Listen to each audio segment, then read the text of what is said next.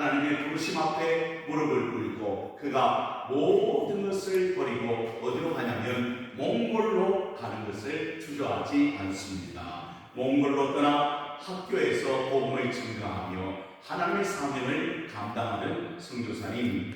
그런데 여러분, 선교사가 된 후에는 여러분 물질이 없어서 굶기를 몇 번씩 하고 그리고 아이들을 키우기가 얼마나 어려운지 모릅니다. 몽골에 여러분 학교도 제대로 있지 않냐고 그 속에서 아이들과 함께 선교 활동과 복음을 증가한 일은 만만치가 않았습니다. 그래서 여러분 그때 그 마음에 하나님 왜 나를 이런 곳에 보내셔서 이렇게 힘들게 하시냐고 하나님 앞에 원망을 쏟아놓을 때 그때 하나님께서 말씀하시기를 아직도 너는 내려놓지 못했구나. 뭘 내려놓지 못한 겁니까? 자녀들도 그렇고 자기 자손도 그렇고 그 생활도 그렇고 모든 것을 하나님 앞에 내려놓지 못한 자신을 발견하게 되는 것을 우리는 보게 되지요. 사랑하는 성도 여러분, 우리가 살다 보면 우리의 살림이 점점 더 줄어드는 것이 아니고 늘어나는 것을 보게 됩니다. 이사를 하지 않고 한 집에 오래 살다 보면 별로 쓸모도 없는 것들이 어떻게 됩니까? 계속 쌓이는 것을 우리는 보게 됩니다. 여러분, 그래서 정리하기 위하여 그걸 버리기를 원하는데 마음이 어떠합니까? 버릴 수 있어요? 물론 버려야 함에도 불구하고 많은 사람들이 아직도 그걸 내려놓지 못하시요. 사랑하는 성도 여러분, 필요 없는 줄 알면서도 버리지 못하는 우리의 자신을 볼 때에도 여러분 우리가 얼마나 움켜쥐며 살고 있는 사람인지 알게 되지요. 사랑하는 성도 여러분, 믿음 생활 잘 하기 위해서는 오늘 우리 주님께서는 말씀하십니다. 내려놓음이 필요하다. 뭘 내려놓아야 할지 각자의 하나님이 주시는 말씀과 음성이 있는 줄로 믿습니다. 그런데 중요한 것은 우리는 너무나 야곱처럼 그걸 붙들며 살아가려고 하고자 하는 그런 마음들이 얼마나 강한지 모릅니다. 야곱은 원래 욕심이 많은 사람이었습니다. 그는 먼저 형으로부터 뭘 빼앗았죠? 장자권을 빼앗고 그것도 부족하여 아버지를 속여서 뭘 빼앗습니까? 축복권을 빼앗는 그런 빼앗은 욕심에 모든 인생을 걸었던 야곱. 그런데 여러분 그가 아직도 내려놓지 못합니다. 그게 뭡니까? 자신의 아들 중에 가장 귀한 아들을 내려놓지 못하는 그 이야기가 오늘 본문의 모습인 것을 우리는 발견하게 되죠. 본문 1절은 이렇게 이야기합니다. 그 땅에 뭐가 심하고 기근이 심하고. 여러분, 온 애국 땅과 가나안 땅에 뭐가 심하였다? 기근이 심했습니다. 먹을 것이 없는 거예요. 그래서 여러분 야곱의 마음에 이제 뭐가 보입니까? 우리가 살기 위해서는 양식이 조금 필요한데 그 양식은 지금 어느 땅에 있지요? 애국 땅에 있는데 좀 아들들을 내려보내서 다시 뭘 얻어오기를 원합니까? 그 양식을 좀 얻어오기를 원한다라고 그 자녀들에게 부탁을 하게 되지요. 그러나 유다가 일어납니다. 유다가 말하기를 그 지도자가 우리에게 이야기하기를 누굴 데려오지 아니하면 아우였던 막내를 우리에게 데려오지 아니하면 결단코 너희가 나를 다시 보지 못하게 될 것이다. 첫 번째 양식을 구해왔지만 여러분 누가 볼모로 잡혀 있습니까? 지금 시몬이 볼모로 잡혀 있습니다. 그러니까 여러분 그 시몬도 마찬가지로 자기의 아들도 양식도 얻어오려고 하면 누가 필요한 거예요? 베냐민이라는 이 아들이 필요하다는 사실 야곱도 알고 유다의 모든 형제들도 알고 있었다는 사실을 우리는 볼 수가 있지요. 그러나 이 야곱은 누굴 포기할 수가 없습니까? 베냐민 포기할 수가 없는 거예요. 왜 포기할 수 없는 것이죠? 여러분 요셉을 잃어버렸기 때문이죠. 여러분 요셉이 이미 죽었다고 생각하는 야곱입니다. 그러니 요셉 다음에는 누가 있어요? 베냐민이잖아요. 왜? 야곱이 그렇게 사랑했던 여인 누구? 라헬의 아들이었기 때문입니다. 그래서 사랑했던 그 라헬의 아들 요셉과 베냐민만큼은 그 자녀만 야곱은 놓을 수가 없는 것이지. 왜? 이미 요셉은 죽었고 누구만 남아있기에, 베냐민만 남아있기에 나는 더 이상 이 아들을 잃어버릴 수 없다고 생각하는 마음이 온통 야곱의 마음이었던 것을 우리는 볼 수가 있지요. 제가 전에도 말씀을 드렸습니다. 어느 사일주에 갔더니 한 권사님이 저에게 이렇게 이야기합니다. 목사님, 저에게 놓을 수 없는 아들이 있다. 평생 이 아들만 바라보고 살았던 권사님입니다. 아들이 훌륭하게 잘 컸습니다. 그리고 결혼도 했습니다. 또 손자도 있습니다. 근데 왜 불평이고 왜 원망입니까? 제가 물어봤더니 그 아들이 한 번도 이 권사님을 찾아오지 않아요. 결혼하고 직장 생활하고 그리고 아들을 키운다고 한 번도 명절도 찾아오지 않냐는 아들. 여러분, 얼마나 실망이 크겠습니까? 여러분, 왜 평생 주님을 바라봐야 되는데 그 아들만 바라봤더니 여러분, 그 아들이 그렇게 자기를 만나주지 않으니 얼마나 속이 상하겠습니까? 그 마음도 이해가 갑니다. 그럼에도 불구하고 하나님께서는 말씀하시는 거예요. 그 아들이 우상이 되어서는 안 되는 거예요. 그 아들이 하나님보다 더 귀한 존재가 되어서는 안 되는데 아직도 그 아들 때문에 가슴을 치며 울고 있는 그 권사님의 모습이 저에게 아름거립니다.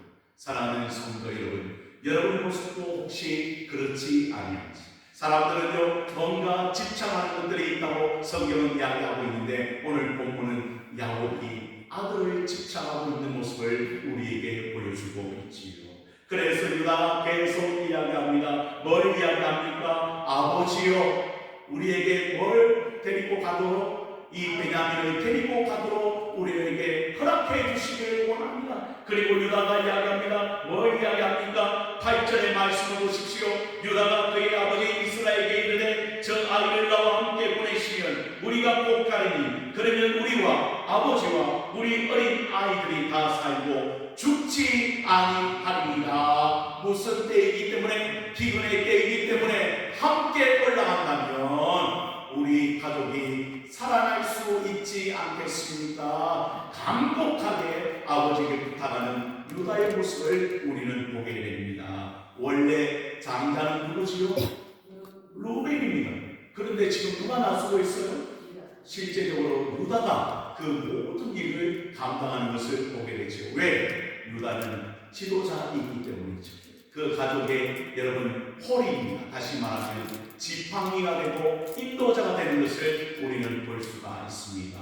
아무튼 그는 또 9절의 말씀에 이렇게 또 이야기합니다. 내가 그를 위하여 담보가 되려오니 아버지께서 내 손에서 그를 찾으셔서 내가 만일 그를 아버지께 데려다가 아버지 앞에 두지 아니하면 내가 영원히 죄를 지리이다.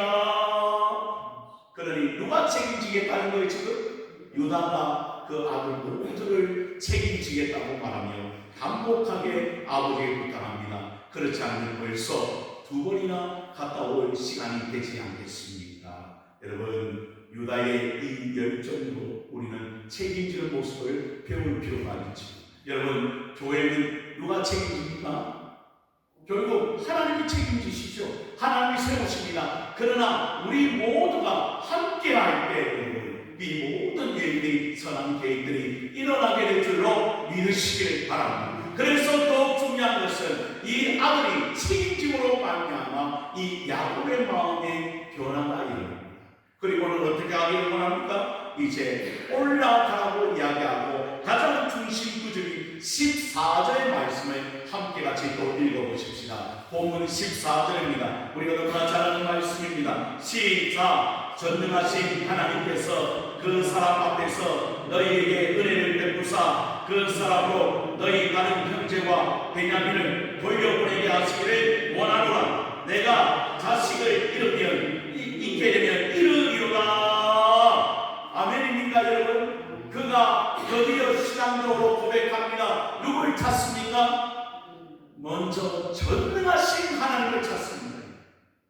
그동안은 하나님을 찾았다는 말이 없는데 이 결박한 순간에는 누굴 찾는다고요? 이 야곱이 하나님을 찾는데 어떤 하나님? 전능하신 하나님. 여러분이 물어요. 전능하신 하나님 무슨 뜻이 있습니까? 모든 것을 할 수 있는 분이라는 거예요. 불가능이 없으신 하나님, 모든 생사와 복을 주관하시는 그 하나님, 그 하나님을 지금 고백하고 있는 누가? 야곱이. 어려운 순간 속에서 그 야곱이 잘했던 건 다른 게 아닙니다. 하나님만을 붙든 거예요. 그리고 고백하는 하나님, 그 전능하신 하나님께서 그 사람 앞에서 너희에게 뭘 베푸사? 은혜 베푸시기를 원한다. 은혜를. 하나님의 은혜가 아니면 아무것도 이루어질 수가 없다고 지금 야곱은 고백하고 있는 것입니다. 여러분의 인생도 마찬가지입니다. 전능하신 하나님이 붙들어 오셨고 하나님께서 은혜 베푸셨기 때문에 이 자리에 온 거예요. 그러면 우리가 할 수 있는 일은 무엇입니까? 야곱처럼 고백하는 거예요. 잃게 되면 잃으리라. 분명히 놓을 수 없는 존재입니다. 가장 사랑했던 베냐민입니다. 그러나 하나님 앞에 내려놓을 때 그때 어떻게 합니까? 하나님이 그를 움직이시며 좋은 길로 선한 길로 인도하시는 하나님을 우리가 만날 수 있다고 성경은 가르쳐주고 있습니다. 그러나 이 조상이었던 아브라함에게도 하나님이 찾아오셨습니다. 그리고 그 아브라함에게 명령하셨습니다. 네 독자 이삭을 누구에게 바치라? 나에게 산제물로 바치라. 이해가 되지 않습니다. 여러분, 이방 신에게 하는 일이었습니다. 사람을 바치는 것입니다. 그런데 전능하신 하나님이 지금 나타나셔서 아브라함이 말하는 거예요. 모리아산으로 가서 그 아들을 내게 바치라. 그러나 성경을 찾아보아도 22장의 말씀인데 아무리 찾아보아도 그 하나님 앞에 원망하거나 불평했던 말이 하나도 나오지 않습니다. 아브라함은 즉시 아침에 일어나 여러분 땔감을 가지고 아들을 데리고 어디로 갑니까? 모리아 땅으로 가게 됩니다. 그리고 중간에 아들이 물어봅니다. 뭘 물어봅니까? 아니 나무도 있고 다 있는데 뭐가 없어요? 재물이 없는데 재물이 아버지 재물이 없는데요. 그때 이 믿음의 사람 아브라함은 하나님께서 얘기하신다. 그리고는 그 모리아 땅에 가서 그 아들을 묻습니다.